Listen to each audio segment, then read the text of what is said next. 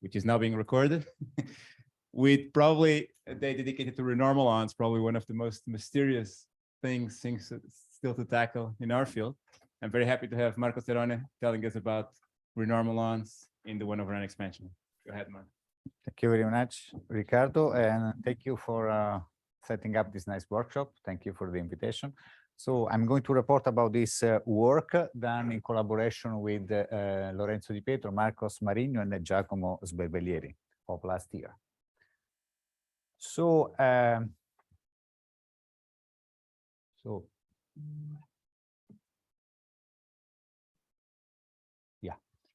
So this is the plan. I will give some introduction motivation. I will try to be very pedagogical at the beginning, because I see that we have an interdisciplinary audience here, which is very nice, of course.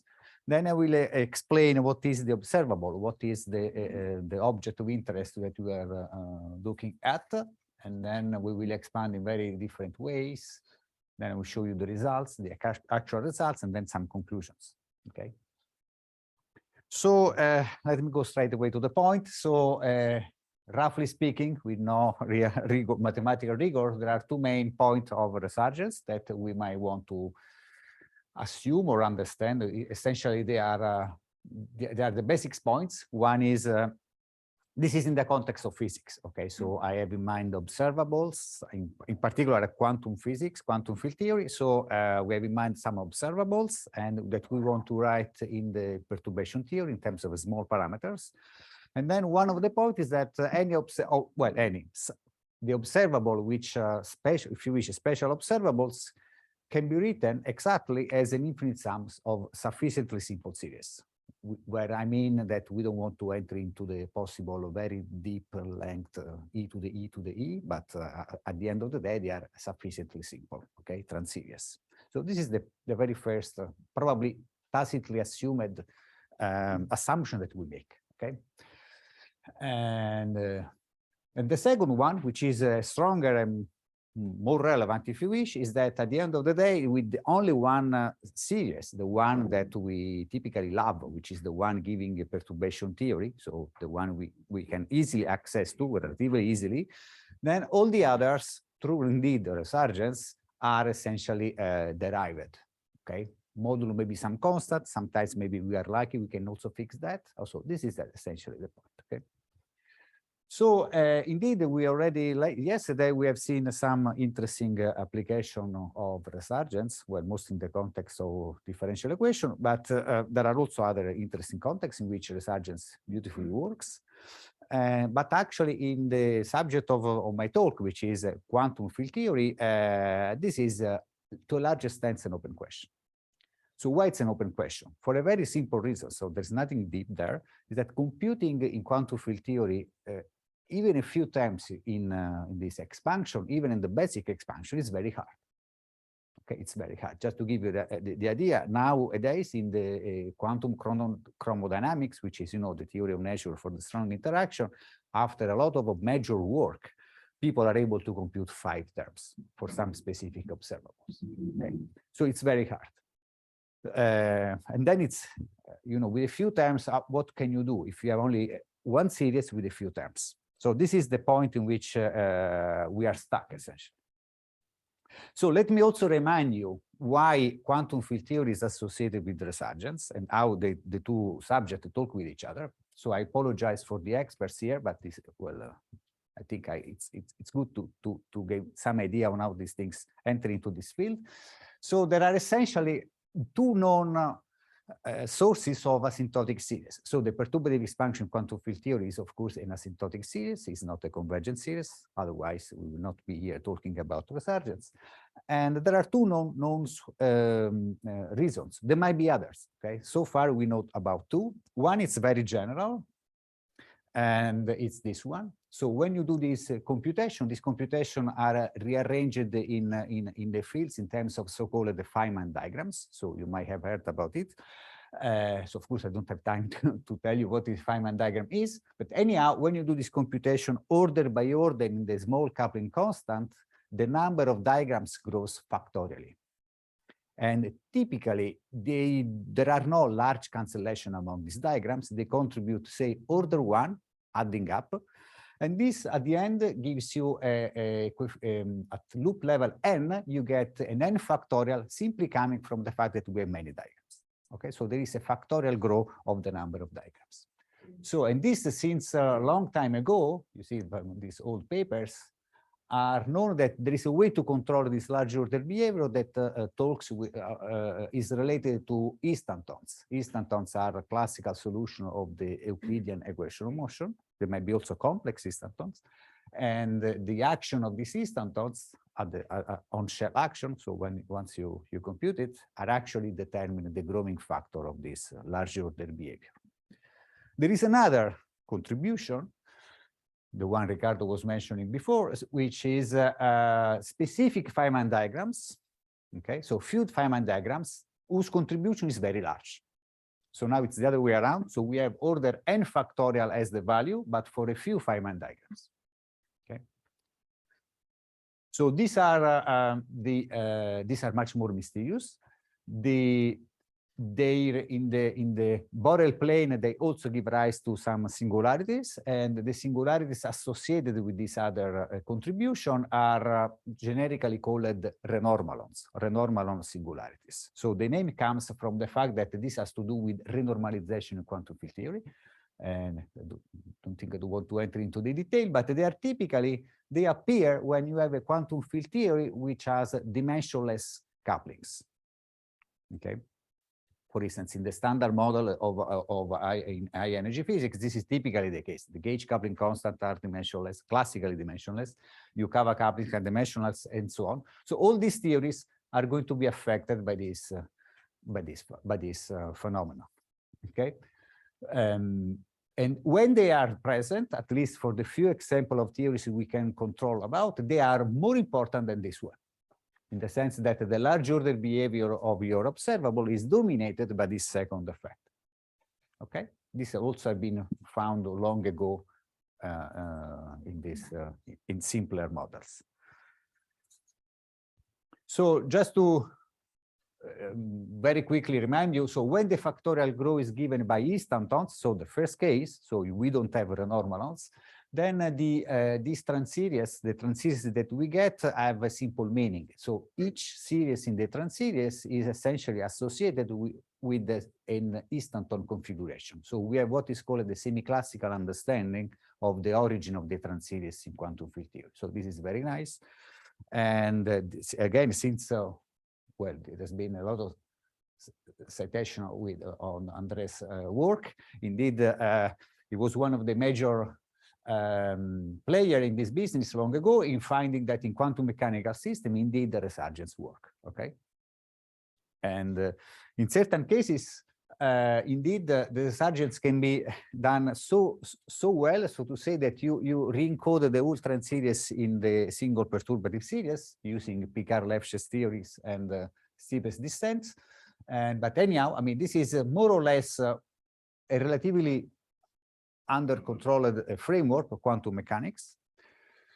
In general, unless you artificially cook up a quantum mechanical system because you want to find a renormalon, typically in ordinary quantum mechanical system, we do not have renormalons, because in quantum mechanics, essentially couplings are not dimensionless. Okay, the usual, whatever, sufficiently simple and interesting quantum mechanical model. So there are no and there is not even a renormalization. You don't typically, quantum mechanics doesn't have UV divergences, so we don't worry, and that's why this is beautifully works with instantons. But in quantum field theory, instead, as I was telling you before, we typically do have renormalons. And so far, despite some attempts, I believe that there is no firm conclusion on a possible semi-classical interpretation of renormalons. There is not something like an instanton whose action has to do with renormalons. Okay, there are some ideas, but so far this is not established. And at the end of the day, not much is known about these renormalon singularities. Okay, so now what about quantum field theory? Let me say a few words about one of the techniques I'm going to use, which is called the 1/n expansion. So this is a time-honored framework started with the work by Toft to try to resum the perturbative series in quantum field theory. So before I was telling you that it's very hard to do computation in quantum field theory. That's true, but there are of course, a few handles that we have. One of these handles is this so-called 1/n expansion. So if you have a quantum field theory with many degrees of freedom, then you can do this expansion in terms of 1/n, where n is essentially the number of degrees of freedom. So more precisely, it's not really the number of degrees of freedom, but this n is an integer, which is typically the rank of some group of symmetries that you have, SUN, SON, or whatever. Okay, and then you do an expansion in this 1/n. In doing this, of course, you simplify the problem, and the typically this cannot be done at very large order, but very interesting physical phenomena appear at very first orders. So, for instance, this is a beautiful work in 2 dimensions. In particular, this is the only analytic understanding that we have of some non-perturbative phenomena, thanks to large n. Like chiral asymmetry breaking, the spontaneous mass gap, non-perturbative mass gap generated in a theory, and so on. We have an understanding analytically thanks to large n.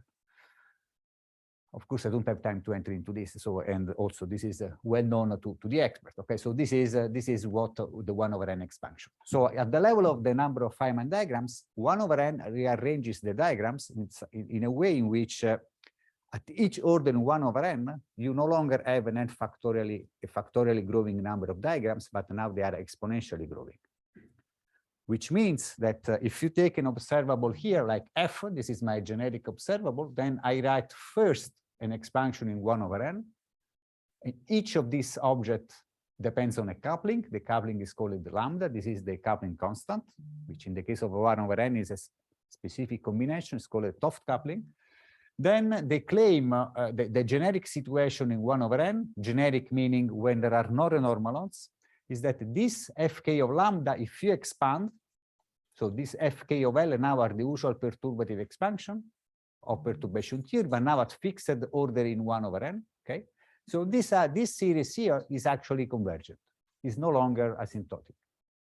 Okay, because now the number of diagrams contributing here is exponentially, not factorially growing. So stated in a more, say, mathematical way, this function here is analytical lambda equal to 0. Okay. However, if there are still renormalons in this theory, so if this theory has renormalons, this is not true, and even this function here at fixed 1/n is going to be asymptotic. So what we are going to study in this talk will be theories in this 1/n expansion, but we are not going to study the 1/n expansion by itself. I will say a few words about it, but we are going to study this expansion here. So at fixed 1/n value, we are going to look at this expansion here and not this one. But the theories we're going to study have renormalon singularities, so this series will be interesting. Okay, it will be an asymptotic series with some resurgence properties that we want to study. By the way, interrupt me at any time. Okay, ask question, feel free, no problem. Yes. This is 1/n because these are vector models, so it's yes. Yes. So what is the lambda? Lambda is well, I don't know. It's the Toft coupling. It's essentially when you take this 1/n expansion, you have to take a double scaling limit. So the coupling constant must go to 0, while this capital N goes to infinity, such that the product is finite. And this finite product is what we call it lambda. Essentially, it's the coupling constant. Okay. Oh yes. Andrea, go ahead. Yes. Yes, I would like to ask. Yes. Is there exists such a thing as a purely classical field theory in your problems?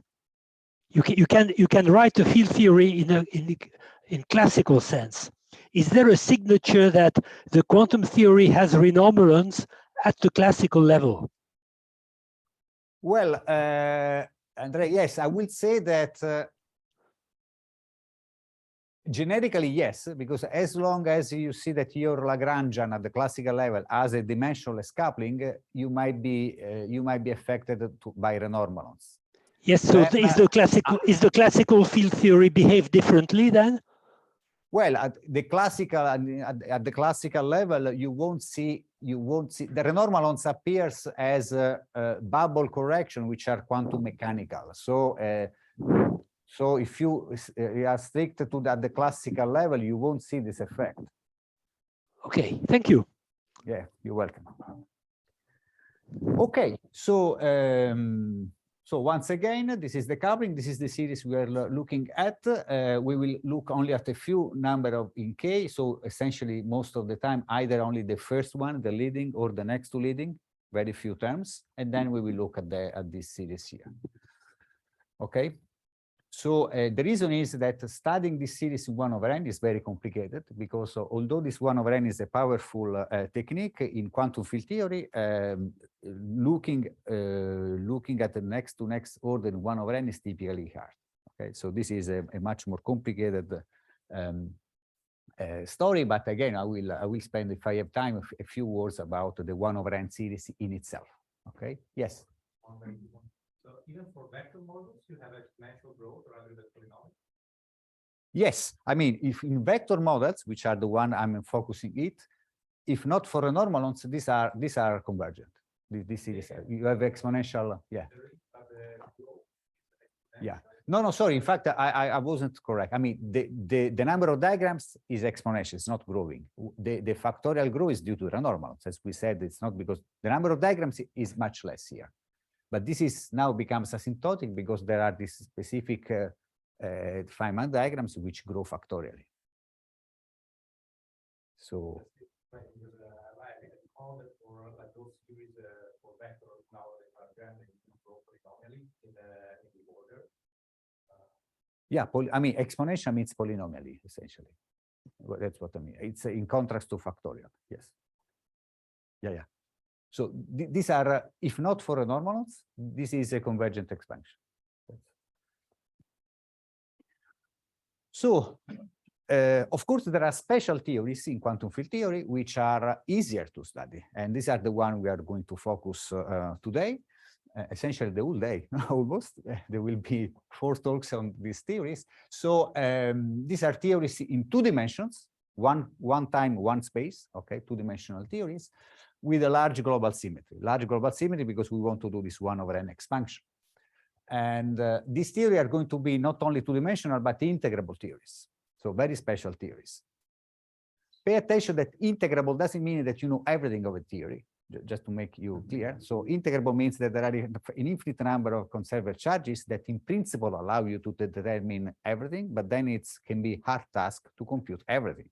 Indeed, it is. Okay, we don't know everything about integrable theories, but at least there is a chance that we can get much more than the usual theory.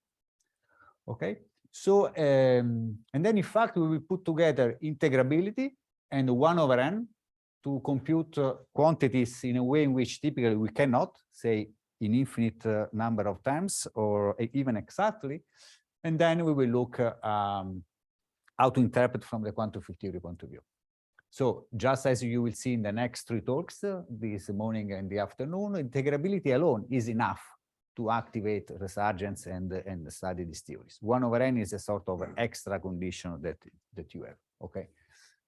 And by the way, these theories are very special because these mysterious renormalons I've been talking so far, indeed, have been clearly established only in 2-dimensional integrable theories. So far, their existence is even conjectural at the level of 4-dimensional theories. So we have good evidence in, say, in QCD, but a firm analytic understanding only is provided in integrable models at large. Okay. Well, with recent work, we know that they are there, but the recent work, okay, they will talk about it, I guess. So the key question we would like to address is the following. So first of all is, can we decode the 1/n result in terms of a transeries, which is a way of saying that we will check this assumption 1 I was referring before. Remember assumption 1 here, that physical observable admit a transeries expansions which is sufficiently simple. And then we want to most importantly check the assumption 2. Assumption 2, which means can we recover the transeries from the perturbative series? So we will have everything in front of our eyes, but then we say, okay, let's pretend we have only the perturbative series. would you be able to predict the other pieces that we actually know? Okay, and then this is a way of checking whether resurgence is going to play or not. So more in general, what we would like to see, what is the interplay between the resurgent structure of perturbation theory in these models and the 1/n expansion. So more precisely, we will study 3 specific models, which are listed here. So the models feature very interesting properties. They are being studied for a long time, in particular the first and the third, as toy models for real physics, for real actual QCD. So their special point of these models is that they are at high energy, they are free theories. Okay, at low energy, they become strongly interacting, because there is a coupling constant, which is classically dimensionless, which becomes strong, like QCD coupling, and then become gapped, which means that the vacuum, there are no massless degrees of freedom, everything becomes massive. There are non-perturbative bound states that become the form, okay, bound states of the original UV degrees of freedom. So this is what happens in this theory. It's very much close to what happens in real life QCD. So that's why they've been studying for a long time as toy model for QCD. And also they have a continuous global symmetry. So this is ON for this nonlinear sigma. I will right now, I will show you what are these models here. Another one is based on SUN. It's called the principal chiral field, and ON is the Gross-Neveu model. So now for those of you that know more about quantum field theory, let me just remind you the Lagrangian density of these models. This is the starting point typically of any computation in quantum field theory. So the nonlinear sigma model is essentially a theory where you have a bunch of scalar fields, n of them, which would be free if not that they are bounded, they are constrained to live on a sphere. So that's why nonlinear sigma model. So there's a bunch of, let's say, ghost of bosons, okay, living on a sphere. So this phi is, of course, it's a vector with n component. Okay, and you see that the coupling, what we call the coupling constant, enters into the constraint. So this is, and being since a field is dimensionless in 2 dimensions, so this is what is called in a jargon a marginal coupling. It's a dimensionless coupling. Okay, and n enters here. So this principal chiral field is essentially very similar, but now in terms of matrices. So this is a sort of a chiral Lagrangian. So sigma is now a matrix, an SUN matrix of fields, which is, however, it's a unitary matrix. So the unitarity matrix is like a constraint. So again, we have a non-trivial theory. Here, the coupling, well, okay, you can move it and define as you wish. The coupling constant appears here. The group, it's SUN left times SUN right, depending on the action where the group acts, on the left or on the right of the matrix. And then the Gross-Neveu model is a model, now this is a fermionic model, it's based on fermions. So this is, this chi, it's a Majorana fermion. So we have a bunch of n Majorana fermions here, which have a quartic interaction. Again, this G is the coupling, and it's again dimensionless. Okay, the group is SON. So we'll get the case in which these n are all very large, and we expand for very large n. Okay, so if this is the setup, and then I will start to be slightly more technical. Is there any question about this? Okay, good. So the observable. So so we will now look at what we are actually computing and how. So we are actually computing a very simple and relatively simple observable, so not complicated correlation function, but just the free energy in presence of a chemical potential. So essentially, we take the theory, we put some finite density, so not in the vacuum, and we will look at how the energy changes. So we will study the free energy, we will be in the infinite volume limit and at 0 temperature. So this is the usual statistical mechanical definition, okay? And what we are going to study is not really this function here, but because it's going to be also divergent, but actually the difference between the free energy in presence of this density of this chemical potential minus the energy on the vacuum. So this is now a finite quantity, and you can study as a function of H. H is the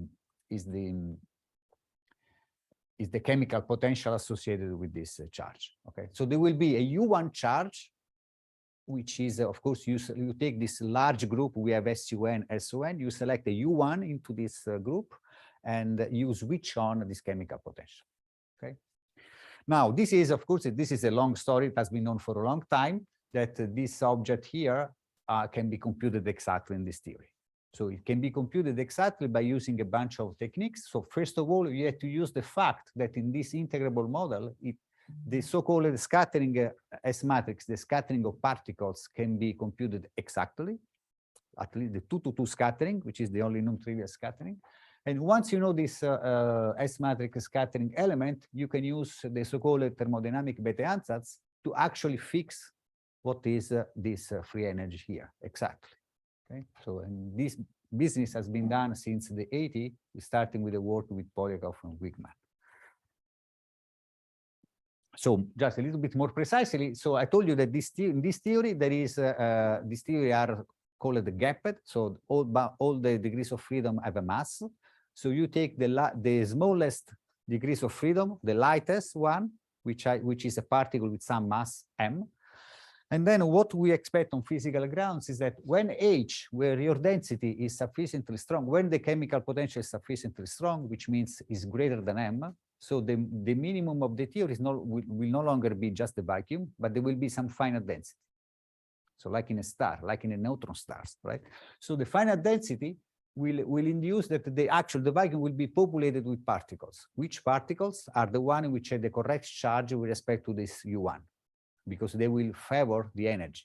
No, you see that we have H minus H is the Hamiltonian, big H minus little h times Q. Q is this charge. Particles with charge, which is if you take H to be positive, you see that you favor particles that have a negative charge Q, because they will lower. Sorry, a positive charge Q, which is they will lower the energy. So particles with positive charge Q will be favored if H is greater than m. So they will actually be produced and be in the vacuum. So Andre has another question, I guess, or it's... Go ahead, Andre. No. Okay. Okay, so so we have the vacuum is populated with particles, and you know which particles are this one. You simply look at this U1 charge, so you know the S matrix for these particles. I mean, you know these people, Zamolodchikov brothers computed long ago, and then you know this matrix element here, and then you write the so-called the thermodynamic Bethe ansatz, which is this fundamental formula here. I don't have time to review its derivation. Maybe other speakers will do that after. Where chi here is a sort of local density of particles. So theta is the rapidity in 2 dimensions. You can use this angular variable to determine the kinematics, okay, because we have only one space and one. So with the mass and theta, you can define the energy, which is the hyperbolic cosh, and the momenta, which is the sinh. Okay, and this is the formula here. So once you know this so-called the Bethe roots, this object here, you can compute the energy density of your theory by integrating over possible theta, and also the actual number density of your particle doing this integral without this cosh. Okay. So you see, this is the energy. This is the energy density because you multiply the energy, which is m cosh, and here we don't do that. You get just the particle number. Yes. Capital. Oh yeah, yes. Sorry, yes, I was coming to that. So you have to make an integral, but this integral is extended up to some unknown parameter. So this b is a parameter that you have to determine, which is up to which particles are excited in the vacuum, because in this vacuum you have particles, but they cannot have arbitrary energy.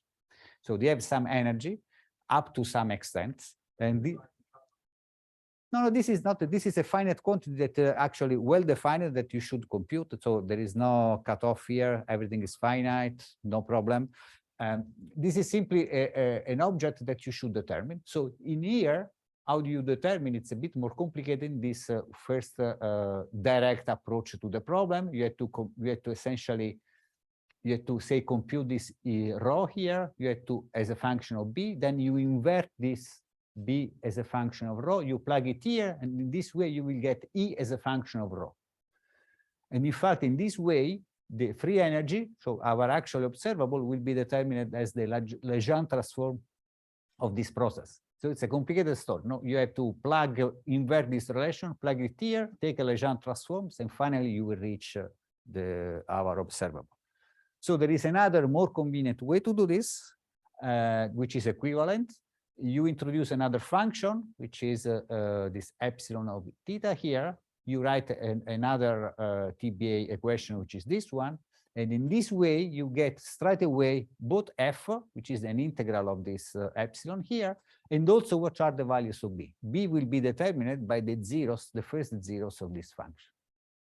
Okay, so this is in fact the quickest way to determine the free energy. By the way, these are completely equivalent. This is simply a more convenient way to proceed. Okay, so this is a bit of probably the most technical slide in the talk, so don't worry. It's just some sort of technicalities that the luxury we have in 2 dimensions to compute things. Now, this expression that we compute using this thermodynamic Bethe ansatz, or also with the large N, so I didn't tell you, but you can also compute using ordinary quantum field theory techniques at large N in these models, up to some leading order 1/n. At the end of the day, they are function of two parameters. This H, which is an external parameter, it's the chemical potential, and the mass of the particle. Okay. So there are no couplings. So the G that that I showed to you before in the Lagrangian doesn't appear because this is a non-perturbative definition. G doesn't enter. G, you know, it's like the coupling constant in QCD. It's really doesn't enter. The phenomenon of dimensional transmutation makes it a mass, and the actual mass indeed is M. So now, in order to understand how this is related to a series, we had to, first of all, redefine a coupling constant artificially, so to say. We had to see how should we put together these exact results and the transeries, because here we will have a result which has no transeries. It's just a very nice, maybe with complicated function results, but no series at all. So we had to define a coupling constant. Here it's up to us. So, well, first of all, we had to define the Toft coupling. As I was telling you, in terms of the original G, you had to make a modification because we had to scale this G together with N. So we had to take another parameter, we call it alpha, which is the analog of what I was calling lambda before, just to confuse things. Now I call it alpha, but it's almost the same. So it's, you see, it's essentially N times G squared, because this alpha is what remains finite in the limit N goes to infinity and G goes to 0. And then this alpha, just to remind to you, this is a coupling which has actually in the quantum theory becomes dimension full.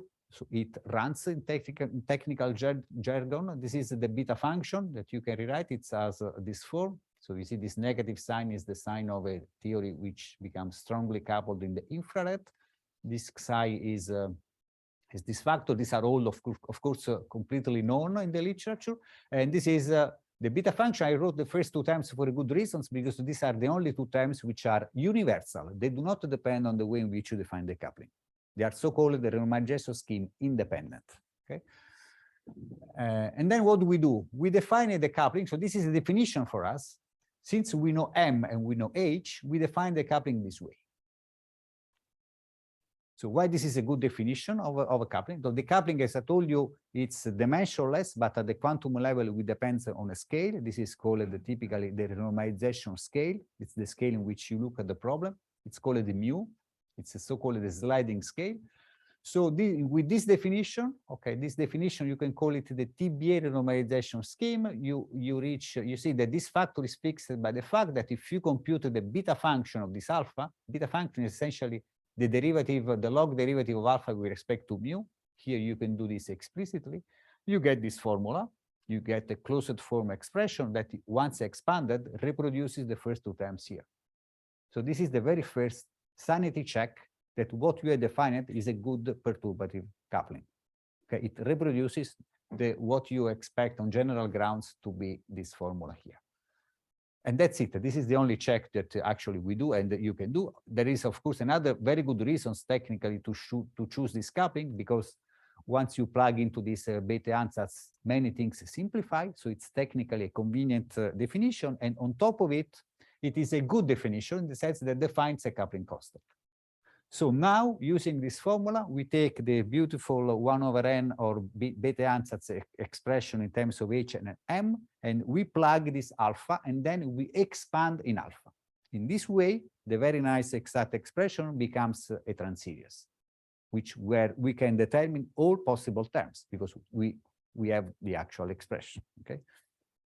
So just to also be precise, so this mu is generically, it's you can choose it at will, and the choice that we make is to choose mu to be of order h, because we have the only scale that we have in this problem is this h, the chemical potential, and then mu is going to be chosen to be h. I put a tilde here because depending on the model, this can be h over 2 to h square root of h and so on, just to simplify. So it's just going to be of order h. So this is the way in which h enters into this formula.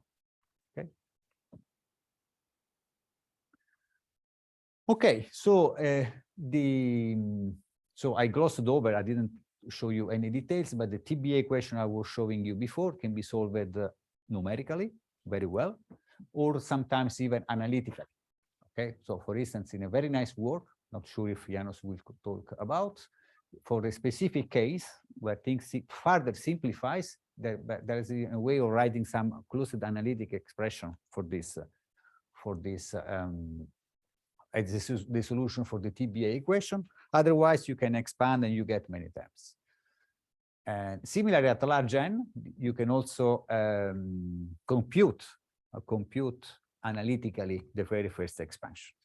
Okay, well, the message is that depending on the model and on the situation, you can either use large n or TBA techniques. So sometimes we have even a double check. So we can compute in two different ways, and we can check that the result is the same.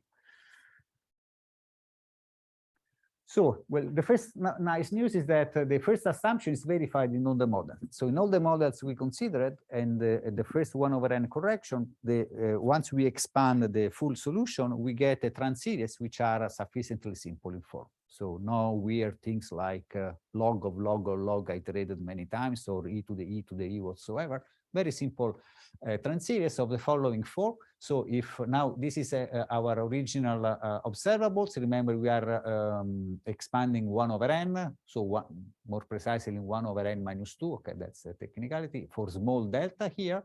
So we look at this fk, and for each of these fk, we have this asymptotic expression here in terms of a transeries. Phi of k is the full transeries, which is given by little phi and here. So the little phi are the asymptotic series. So it's a bit of a complication, but I think I want to explain once. So we have many indices. The k downstairs here is the order 1/n where we are working with. This k is going to be either 0 or 0 and 1. Okay. While the superscript in parentheses is telling you whether you are looking at the first time in the transeries, which is the perturbative series, or to some higher order series, which is weighted by some non-perturbative coefficient here. Okay. And again, since we have these things, this object fully determined, then this can be fully determined as well. Okay. Well, fully, of course, numerically at some point we have to stop, but we have this expression here. And also, since there are some ambiguity that we will see, there are some parameters which are typical parameters associated with the ambiguity that you have in Borel summation when you have a transeries. And this is typically is going to be one parameter transeries. So they will enter only one parameter here. So, yeah. And so these transeries, you still have e to the minus n terms if they're not there. Yeah, no, this is a fixed one, 1/n. In principle, there will be also, yeah, that's a more complicated, yes. So, yeah, once again, this can be computed in many ways. And again, I refer to you to also to Thomas and Janos and Ramon talks. Probably they will tell you more about how to solve perturbative and analytically using resolvent techniques using TBA. So just maybe another little bit disclaimer. So this is, I will show you now some resurgent property, but for the math here, for the mathematician, the resurgence that techniques I'm using is completely elementary and straightforward. So it's even an overstatement saying that I'm doing resurgence. So we look at some series, the large order behavior, then we look at the terms in the first term in the transitions. So no fancy no fancy techniques. Okay, just simple Stokes discontinuity on the leading perturbative series and things like that. Okay, so anyhow, let me just introduce some notation, which is, I believe, a pretty standard, and it's also the one, I guess, by Ricardo Ines review. So we define a lateral Borel summation with a plus or minus with some angle. In our case, the singularities are on the real axis. So this angle is going to be either I epsilon or minus epsilon, like this one. And these are the singularities associated with the renormalons that I told you that these theories have renormalons. So we see, in fact, these singularities. And the first nice news is that we will see that the ambiguities related to the whether you go up or down with your lateral Borel resummation are actually cancelled by this just one parameter that we got it, which stated in another way, if I choose my transeries with some parameter and I take the lateral Borel summation plus, then I get the same result if I take the lateral Borel summation minus, but I choose another parameter minus. Okay. So this is in the sense in which I can, all these ambiguities can be cancelled. So this is a very nice news. But now the strongest, the most ambitious goal is whether we can determine the full trend series at the level L by looking only at the 1, 0, the perturbative one.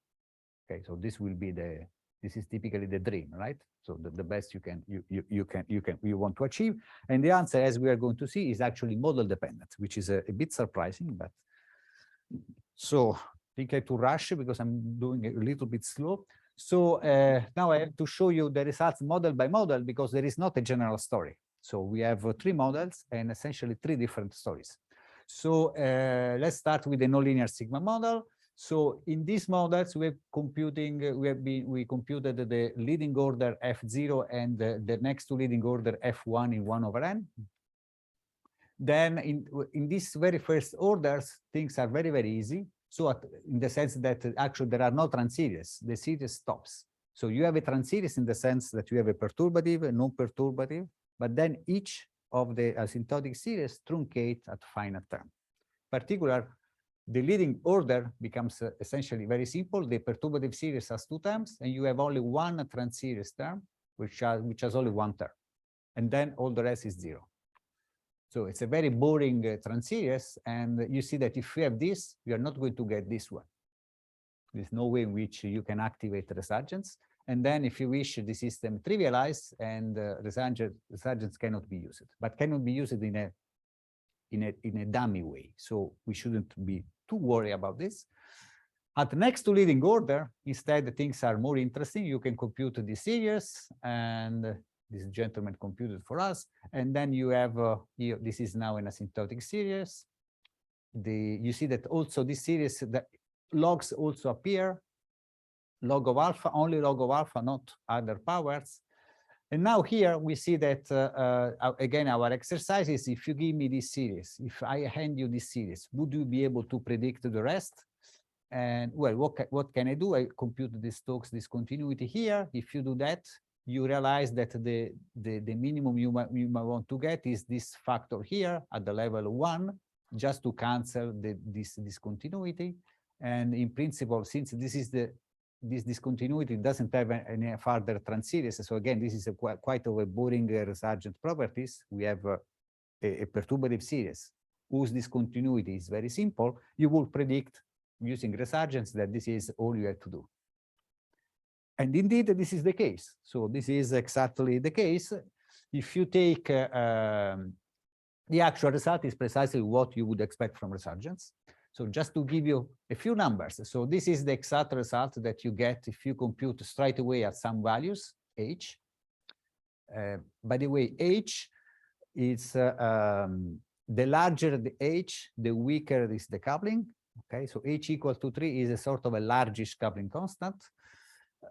You get some number here. Then if you use resurgence by doing a median resummation, that's what you get. So just to give you an idea on how well things are, and also just to give you an idea, this is in terms of log H, which is essentially the coupling constant. You see how, aside from a small region here, you see how with a few, this is given with a few, resumming with a few, say 50 terms, how beautifully things matches, okay? So resurgence works very well at the next to leading order. So this is another model. This model is more complicated, it's much richer. So for these reasons, we computed only the leading order, F0. Large N techniques are complicated here, so we computed only using a TBA. And the result at the end can be expressed in terms of known function, Bessel and hypergeometric function. And at the end of the day, the transeries expansions of this expression actually is easy because you write the expression in terms of Bessel and hypergeometric, and Bessel and hypergeometric, as you know, have beautiful transeries expansion. So we inherit the we can use this known transeries expansions, and here we have already at leading order a very complicated structure. We have an infinite number of transeries, each of which gives an asymptotic series. So very rich structure, okay, the richest you can imagine. It's again one parameter family. There is always one parameter here, this C plus, C minus. And here, this is the most, this is the, I would say the most, the beautiful results we get. At the end of the day, this F0 is related to Painlevé-2, okay? Doesn't satisfy the Painlevé-2 equation, but the resurgence property of this F0 is precisely the one of Painlevé-2. Don't ask me why. And in fact, this the transeries expansion of F0 satisfies this equation here, which is the one that Marcos, I mean, based on previous work, rewrote in this way. And then you see that this is, you see, this tells you that the Stokes discontinuity of any piece in the transeries is related to the rest. So this is the best you want to achieve. And indeed, we see that the full expression here can be rewritten by the whatever resummation. You can do an F plus resummation over a minus, so you get precisely the exact result. So just the best you might want to achieve in resurgence. Okay, so very nice result. And finally, this is instead of the bad news. Gross-Neve model, things do not work, which means that we have we computed the leading and the next to leading. The leading is, again, it didn't work, but in a trivial way, because you simply, there is no transeries whatsoever. You get non-perturbative terms with only one coefficient, so no way to activate any resurgent of any kind. So maybe we shouldn't be too worried about this. But the next to leading order, things becomes more interesting. The perturbative series is asymptotic with a very simple asymptotic properties. It is this function here. So you see this body transform you can do naked eyes. It's just this one. So just a single pole. Again, if you activate resurgent, there is nothing really left. So this will predict a quite boring it will predict, so there is a discontinuity here. It will predict the transeries of level 1, but with only a single term.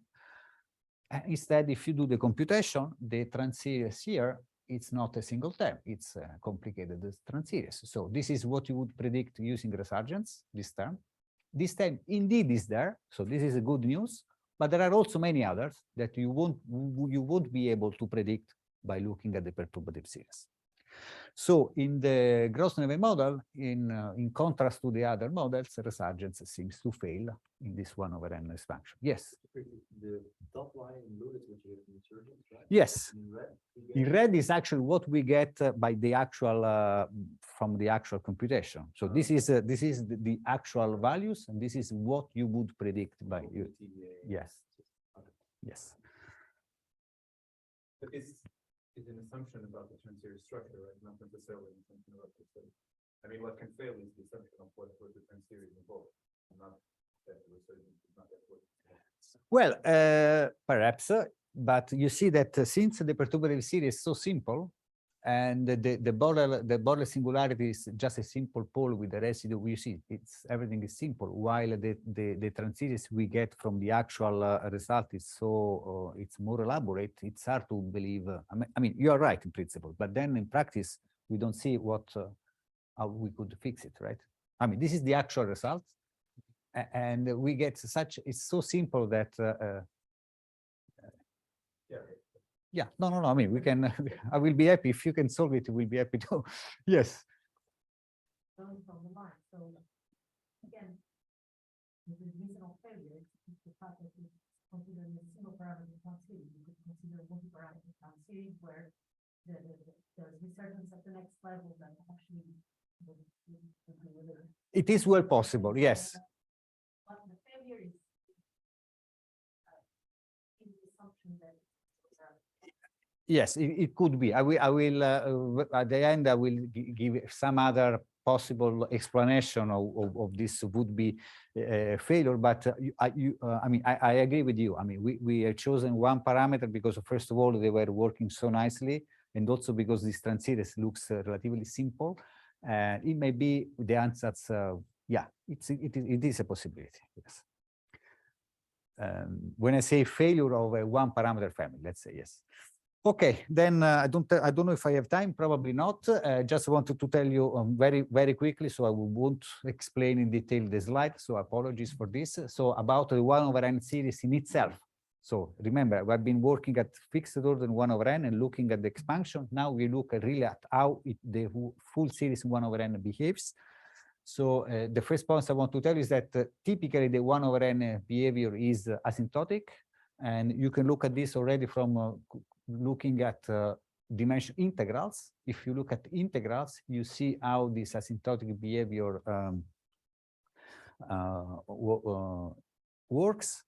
And you can also mimic using integrals, the analog of our free energies, in which case you would expect actually convergent series in 1/n. Okay. Now you might ask, what is the convergent properties of our 1/n series? We do not have an answer. We have only for one model, which is the Gross-Neve model, the one in which the resurgence seems to fail, in which case the 1/n expansion is convergent. We also know the radius of convergence. And then you can do many things. So we can compute many terms in 1/n, and this is more for the high energy expert.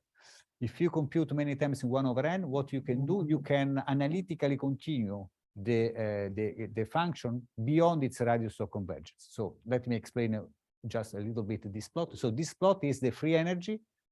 Now it's the full free energy because I'm resumming in 1/n. This is actually some Bethe approximant where I used to analytically continue. The radius of convergence is 1/2. Because there is a singularity here, but actually there is no singularity on the negative axis, so I can analytically continue reaching infinity in delta. Delta, remember, is 1/n, and this is what I get. This blue line is the value of the free energy as a function of n. Okay, analytically continue. This is over the reals. Of course, you can take even complex, right? Now, why this is nice? This is nice because this delta, remember, delta is 1/n minus 2. At delta equal 1/2. The theory has a singularity, so you shouldn't trust the result at n equal to 4, and delta equal minus infinity is actually n equal to 2. Now, in this situation, this TBA ansatz doesn't make any sense because this particle decay in other particles, you cannot use it.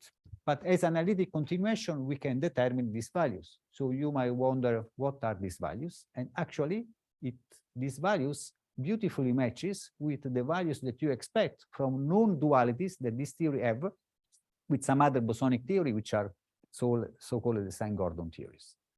Okay, there are very well-known dualities, and this is, I believe, it's a very intriguing results so you see, now we start from a perturbative series in some TBA, which is built on a theories which are well defined for a specific values of n. Then you analytically continue the results, and the analytically continued results know actually about the theories beyond your original regime. Anyhow, let me conclude because it's I think it's time. So we have studied interplay between resurgent the 1 over n expansion by looking at the very first times, either only the leading or the next to leading, and when in theories where there are renormalon singularities.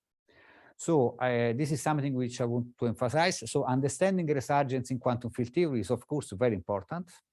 And understanding resurgence in theories with renormalons is even more important, because this is mysterious, we don't know much, and also because I just already mentioned to you, the most interesting quantum field theory, like four-dimensional non-abelian gauge theories, do have renormalons. So if you want to, at some point in life, give an important application in high-energy physics, better that we understand the renormalons.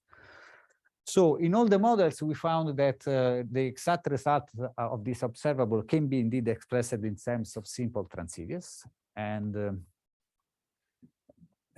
well, of course, the true full-fledged form of resurgence would like that you get everything from the perturbative series. And so far in 1 over n, roughly speaking, this is what we found, that the leading order here doesn't work in the nonlinear sigma model. The next to leading works. In principal chiral field, it works very well at the leading order, and Grosne-Way, this is the situation.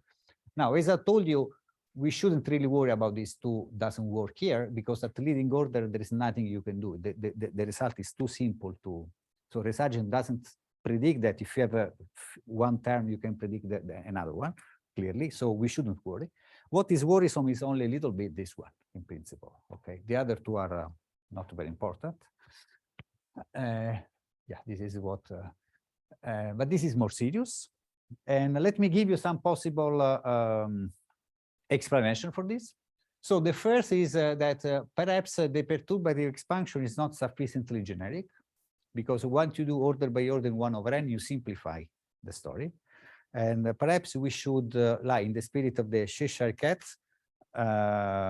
make a deformation, for instance, breaking integrability, things become much more complicated, then the resurgent property disappears, you remove the deformation, and something remains, roughly. Okay, so this is a possibility that we haven't investigated so far. One is simply that, which is, if you wish, it's a sort of it's slightly different from one, but it's almost on the same line, that when you take 1 over n, you simplify too much. So resurgence requires that you know the whole structure of your perturbative series. If you take a limit and you lose some of the structure, then it cannot be activated anymore. Stated in other words, resurgence in 1 over n doesn't really work in general. Okay, so this is another possibility. While the more dramatic, which hopefully is not the case, that simply resurgence doesn't work with renormalons. I believe this is too pessimistic, also because we have seen a beautiful application which resurgence works with renormalons. Another point I want to make is that this is unrelated with some effort which has been done also by Gerald in finding a semi-classical configuration associated to renormalons. So this is a long story. I don't have time to enter into that. So if you compactify in some dimension, in one dimension on a circle, you take some twisted compactification, you get semi-classical configuration that may look like renormalons. I believe this is not fully established at the moment, but what I want to say is that in anyhow, our results do not really depend on whether renormalons have a semi-classical interpretation or not. In particular, in the principal chiral field, where was the most successful example, we never talked about any semi-classical interpretation. So just to say that we shouldn't be obsessed in finding semi-classical interpretation. Although, of course, it's useful because in ordinary non-integrable theories, we don't have the luxury of TBA. Okay. So just last slides, future perspective. So I believe this is not the end of the story. Two-dimensional integrable theories are still a rich laboratory to understand phenomena here.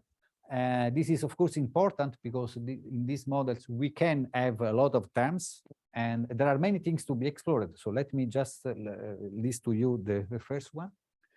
So the first will be, for instance, to extend the recent work that we will hear in shortly at finite n in the Grosne model to see if at finite n the Grosne model resurgence works. I just told you 1 over n doesn't, but probably this might be an artifact of 1 over n. Let's look at Grosne model finite n. Okay. Then you see if you have non-integrable theories, TBA typically is not longer of any help because integrability is broken, but 1 over n is still there. So you can, 1 over n indeed has been cooked up, not for integrable theories. So why not to look at 1 over n in non-integrable theories and see how resurgence works in these theories? And finally, within integrable or non-integrable theories, look at more observable than this relatively boring free energy, like a correlation function, which is typically what we study in quantum field theory. Okay, this is, oh no, sorry, there was another one, sorry. So everything I said, actually, it's in a specific renormalization scheme, what I call the TBA renormalization scheme. If you ask to a energy physicist a TBA scheme, I mean, he will laugh, or she will laugh, because there is no such a scheme in ordinary quantum field theory. So the interesting point is what's going on if you rewrite in terms of this alpha to the actual coupling constant that ordinary people studies. Let's say, what is the nature of the perturbative series, not in this TBA scheme, but in MS bar, meaning modified minimal subtraction, which is the typical scheme that quantum field theorists use. So this is still an open question. Okay. And with this, I believe I'm over. Yes. Thank you. Thank you.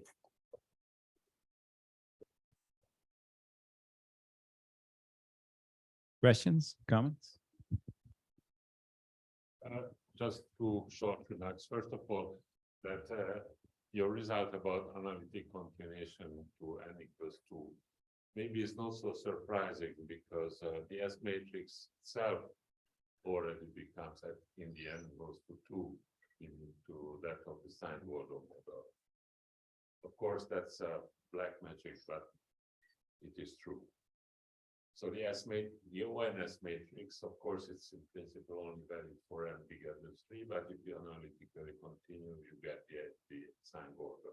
Yes, yes, absolutely. This agreement that you are right. This agreement that I was referring to relies on the property that these kernels matches the one of the Saint-Gordon. What is, if you wish, so it's not terribly surprising, I agree with you, but what is makes interesting is that the whole coefficient and the numbers matches beautifully. So you have to identify what is, say, the kink in the Saint-Gordon model with the would-be particle that you have in the TBA, because what is now the mass of the particle? It's no longer the fermion, no, in the Grosvenor. It's some other particle that you have to identify. So it's if you wish, it's a nice check, yes. But you are right. I mean, this is related to the identification of the kernels. Yes. The second short remark is about you already said that we don't really have to worry about the failure in the nonlinear sigma model because it's so trivial at zeros order. But actually, I think the failure is a matter of taste or matter of definition, because you were explaining that there is a subtraction in the very beginning, f of h minus f of 0. So if you do a little bit different subtraction, because the failure is only a constant, not depending on h at all. So if you define a new scheme in which you remove this constant, then there is no failure at all in the nonlinear sigma model. So it is only a matter of taste. So if you are talking a little bit modified free energy, modified by a constant, then there is no failure at zeros order either. I think we might want to discuss this in private, because I'm not sure I fully agree. It's true that there is a constant, but this relative object, the relative free energy, shouldn't depend on this constant. So you should not be able to shift, because if I shift the one in 0, I should also shift the one with h. That's why it's a difference. So yeah, let's discuss it. I'm not totally convinced by this. Okay, I think there was one more quick question. As integral models, how the Grosvenor model and nonlinear sigma models are different? Are deformed? How different as integrable models? I mean, for example, one has a more number of charges. Sorry, I'm not sure I got it. You mean in which sense are different models within the integrable models? I want to know how the two models are different as integral models. Yeah, well, okay, now it's, so from the, if you are asking how, in the way in which integrability is used to determine the S matrices, you don't even know the Lagrangian of the model. So in this sense, you compute scattering elements. And this is how Zamolodchikov computed these S matrices. There is no Lagrangian. So there is no, you don't even know whether you are looking at the Gros-Neve, maybe this is your question, or at the nonlinear sigma model. In fact, they are both related with the same group, which is SON. So then what you do, at some point you have these S matrices. These S matrices have some factors. They are not completely determinate. Then you may want to know if there is a match, which is indeed like they did with 1/n. You can compute in the actual model, you compare the S matrix that you get from a Lagrangian independent analysis based on crossing unitarity and so on, which is integrability, and then you match your results with the one that you get by a Lagrangian computation. And in this way, you see that there are little differences, which actually allows you to determine, oh, this is Gros-Neve, and this is nonlinear sigma model. But at the pure level of integrability in the S matrices, there is no difference because they have the same global group. You won't see it, but you have to see at some point we have to inject some quantum field theory computation. I have a very quick question. At one stage, you said that there is a trans series which agrees with the trans series for a solution of the second Painlevé equation, but the object doesn't solve the second Painlevé equation. I'm wondering what the difference is. How can... This is not my field, so I just want to warn you that you might not be satisfied with the question I'm going to give you. So the Painlevé-2 equation, so this is what you might tell me as you can recast the trans series in the Painlevé-2 equation, which it can be rewritten in terms of some phi L that satisfy this equation. So this is what I think should be correct. And then what I want to say is that the very same discontinuity equation that you see here applies in our case. It is not. I don't think you can see. Oh, maybe in some way it is possible, but we haven't even checked it out. With F0 satisfy in some sense some sort of Painlevé equation. I don't know if this is your question, but this is something we didn't check, I must say. But I wouldn't be surprised that it doesn't, because it's only this structure of that as resembles the Painlevé-2, not the. I'm just wondering what the difference is. Are you talking about the true solution minus the formal solution? I don't. Well, maybe we should discuss that in private because. Thank you. Yeah, okay. Let's discuss in private. Yes. Yeah.